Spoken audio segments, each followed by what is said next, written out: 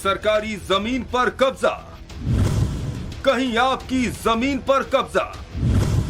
जमीन देश की, मर्जी वक्त की। वक्त के नाम पर जमीन का खेल, देश भर में कब्जे की सीक्रेट साजिश। दिल्ली से लेकर तमिलनाडु तक, यूपी, उत्तराखंड से लेकर गुजरात तक, पूरे देश में टाइम्स और नवभारत ने वक्त के नाम पर चल रहे उस सीक्रेट खेल का खुलासा किया तो पूरे देश को पता चला कि वक्त के नाम पर आखिर इस देश में क्या चल रहा है। जगह को देखें तो यहाँ पर कुछ एक 5-6 आपको पक्की जो है वो कब्र नज़र आएंगी और इसी के बिना पर जो है यहाँ पर एक मस्जिद खड़ी की गई और उस मस्जिद के आधार पर जो है ये दावा किया गया कि ये जो जगह जंगलों के बीच में है वो वक्फ की ज़मीन है और दिल्ली विकास प्राधिकरण यानी कि डीडीए कहता है कि ये ज़मीन उसकी है। और इसी की एक तस्वीर हम आपको नीचे चल के दिखाएंगे। एक बहुत बड़ा भूभाग जो है महरौली के जंगलों का है जहाँ पर ये मस्जिद खड़ी की गई है सिर्फ इस बिना पर कि यहाँ पर कुछ कब्र हैं, मज़ार हैं, लेकिन दिल्ली विकास प्राधिकरण का कहना कुछ और है। और राजधानी दिल्ली की बात करें तो यहाँ पर सैकड़ों ऐसी ज़मीन है जिनको लेकर दिल्ली विकास प्राधिकरण और दिल्ली वक्फ बोर्ड के बीच में मालिकाना हक को लेकर विवाद है। दिल्ली में ऐसी कई प्रॉपर्टी है जो दिल्ली की प्राइम लोकेशन में है और जिसकी कीमत करोड़ों रुपए है और जो कभी सरकारी विभागों के कंट्रोल में थी, उन प्रॉपर्टी पर अब वक्फ बोर्ड का कब्जा है। और अगर ऐसी किसी प्रॉपर्टी का सरकार किसी और मकसद से इस्तेमाल करती है तो वक्फ बोर्ड कोर्ट चला जाता है।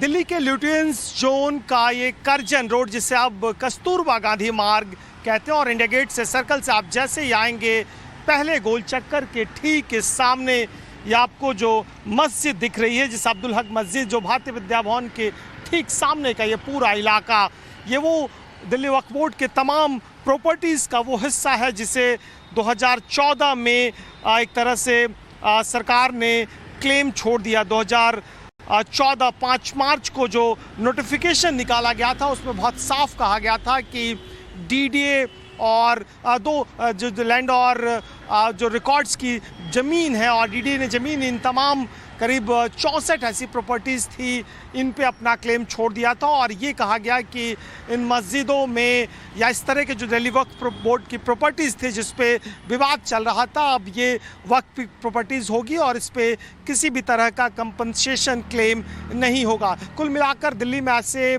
60 के करीब दिल्ली विकास प्राधिकरण के अलग अलग ज़मीनों पर अवैध अतिक्रमण किए गए इस तरह के मस्जिदें थी और इसके अलावे करीब 61 के करीब जो दिल्ली लैंड डिपार्टमेंट्स की ज़मीन थी, उन ज़मीनों पे ये पूरा मामला आया था 2014 5 मार्च को।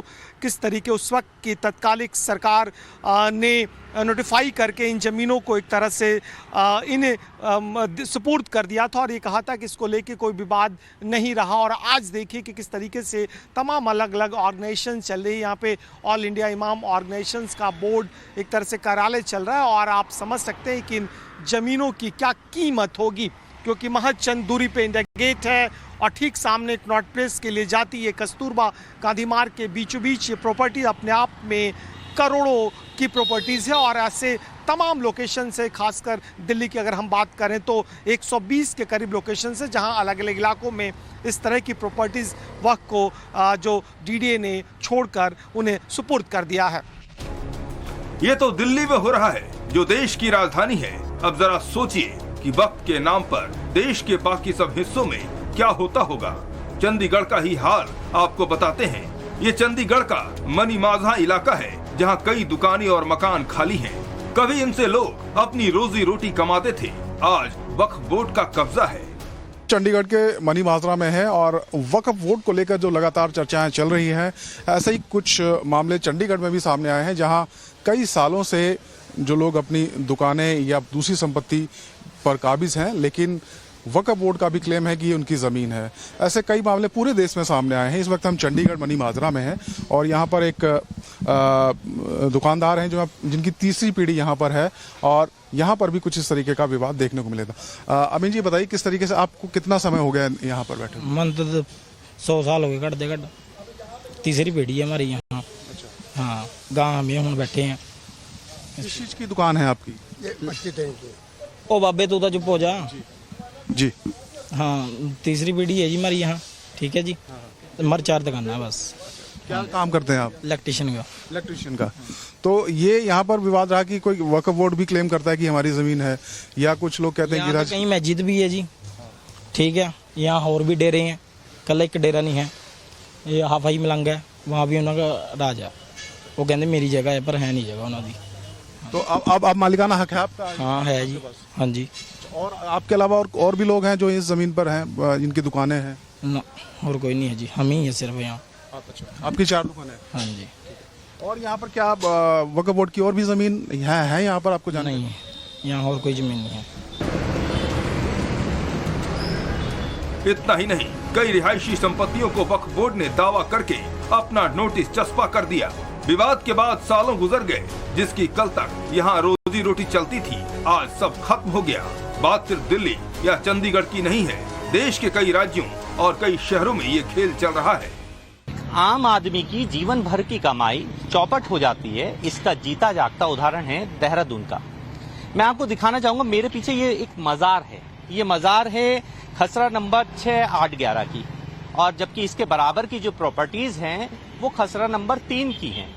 और खसरा नंबर 3 पर वक्फ बोर्ड जो कहता है, उसका कहने के अनुसार ये है कि ये जो खसरा नंबर 3 है उस पे सीधा सीधा अधिकार उन लोगों का है।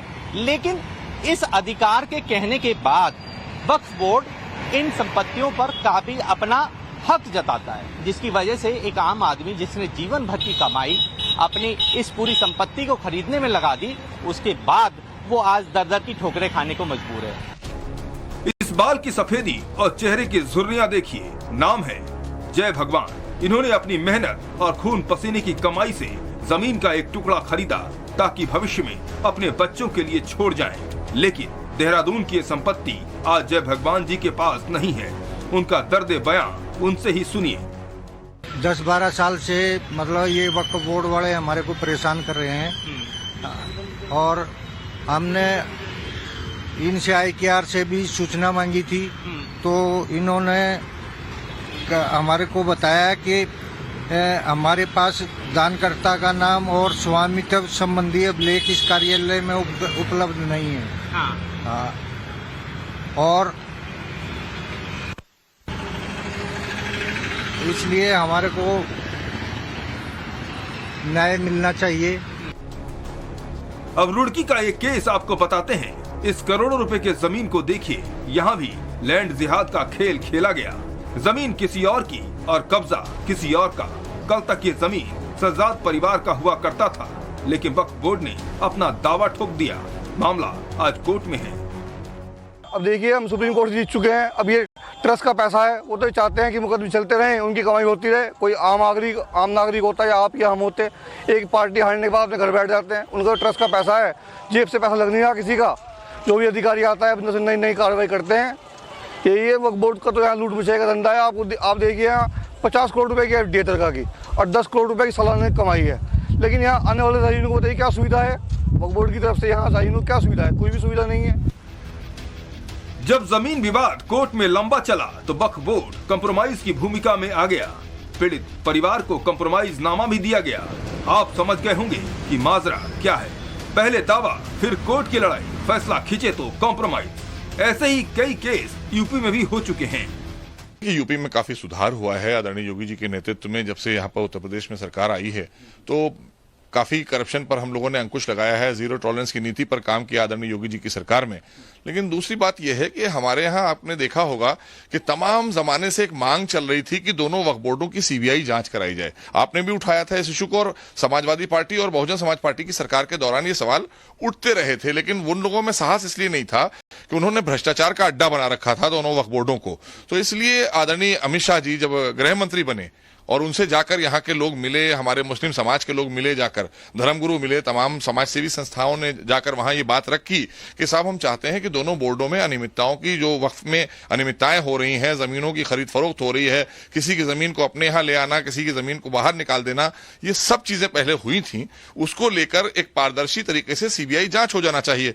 तो उसकी संस्तुति करके माननीय गृह मंत्री आदरणीय अमित शाह जी ने उसकी जांच के आदेश कर दिए हैं। तो हमारे यहाँ तो अब उत्तर प्रदेश में आप ये मानकर चलें कि कानून का राज है और संवैधानिक तरीके से सीबीआई इसकी जांच कर रही है और इसमें सबको कोऑपरेट करना चाहिए और सीबीआई को दे दिया गया है। तो जाहिर सी बात है हमारे यहाँ का इस तरह के कोई प्रकरण आ भी रहे होंगे या होंगे तो वो उसको एक फोरम दे दिया गया है। यूपी में तो ऐसा कोई केस नहीं है, अगर आ रहे हैं तो सीबीआई जांच कर रही है। यूपी में तो योगी सरकार है, इसलिए वक्फ बोर्ड या किसी की हिम्मत नहीं होगी कि किसी की जमीन पर दावा कर दे। लेकिन वक्फ एक्ट के जरिए वक्फ बोर्ड और ऐसी संस्थाओं को इतने अधिकार मिले हैं, ये कभी भी कुछ भी दावा कर सकते हैं। वो तो बाल विवाह, बहुविवाह, हलाला, मुता, मिस्यार का समर्थन करते हैं। वो कभी बहन बेटियों को बराबर का अधिकार नहीं देना चाहते। संविधान में जो समान नागरिक संहिता है उसका विरोध करते हैं। तो जितने भी संवैधानिक काम है उनका विरोध करते हैं। इसलिए मैंने कहा है कि ये इस संगठन को सुनना नहीं चाहिए। वक्फ एक्ट को अधिकार बनाकर संपत्तियों पर कब्जा करने का ये मामला तमिलनाडु के त्रिची से खुला था, जहां एक हिंदू बहुल गांव की जमीन पर ही वक्फ बोर्ड ने दावा कर दिया था और वहां कई लोगों को अपनी ही जमीन बेचने के लिए वक्फ बोर्ड की एनओसी लेने के लिए मजबूर किया गया। त्रिची में ही नट्टर शाह मस्जिद का भी एक मामला आया है, जहां मस्जिद के पास की जमीन पर वक्फ बोर्ड ने दावा कर दिया कि जिस जमीन के बारे में वहां के स्थानीय लोगों का कहना है कि ये जमीन पीढ़ियों से उनके पास है, लेकिन वक्फ बोर्ड अब अपना दावा जता रहा है। Bureau report, times now, Navbharat. तो हमारे रिपोर्ट में हमने आपको दिखाया है अलग अलग राज्यों में क्या स्थिति है, कैसे वक्फ की संपत्ति को लेकर विवाद जो है वो उठ रहे हैं। तमिलनाडु के त्रिची के गांव का मामला हो या फिर ज्ञानव्यापी मस्जिद का मुद्दा हो या फिर कर्नाटक के ईदगाह का मसला हो, हर बार यही दलील दी जाती है कि वो जमीन वक्फ की है और ये साबित करने के लिए वक्फ एक्ट 1995 का हवाला भी दिया जाता है, क्योंकि इस एक्ट से वक्फ बोर्ड को ऐसी ताकत मिल जाती है कि अगर वक्फ बोर्ड को लगता है कि कोई संपत्ति वक्फ है तो उस पर दावा वो कर सकता है और अगर मामला वक्फ से जुड़ा है तो इसे कोर्ट में चैलेंज नहीं किया जा सकता। ऐसे मनमाने कानून का इस्तेमाल करके कोई भी प्रॉपर्टी वक्फ घोषित की जा सकती है।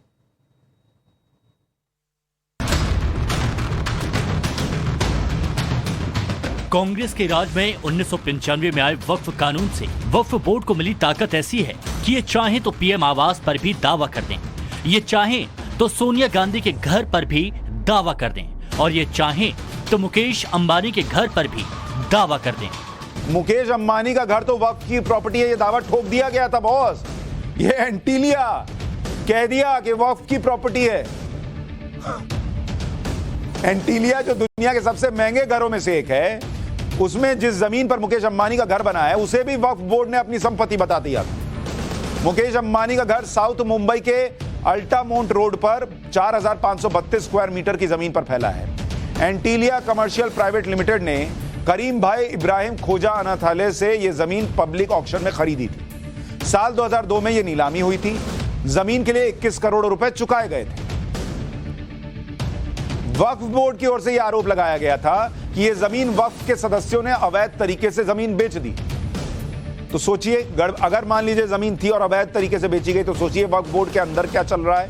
21 करोड़ रुपए की जमीन अवैध तौर पे बेच दी और बेच दी, खरीदने वाले ने खरीद ली। अब आप कह रहे हो वक्फ की प्रॉपर्टी है। मुकेश अंबानी का घर जिस जमीन पर बना है उस पर वक्फ बोर्ड का दावा तभी से किया जाने लगा जब नीलामी में इस जमीन को खरीदा गया था। लेकिन वक्फ की प्रॉपर्टी बताकर इस मामले को लेकर वक्फ बोर्ड से जुड़े लोग हाई कोर्ट और सुप्रीम कोर्ट भी कानूनी लड़ाई लड़ने चले गए।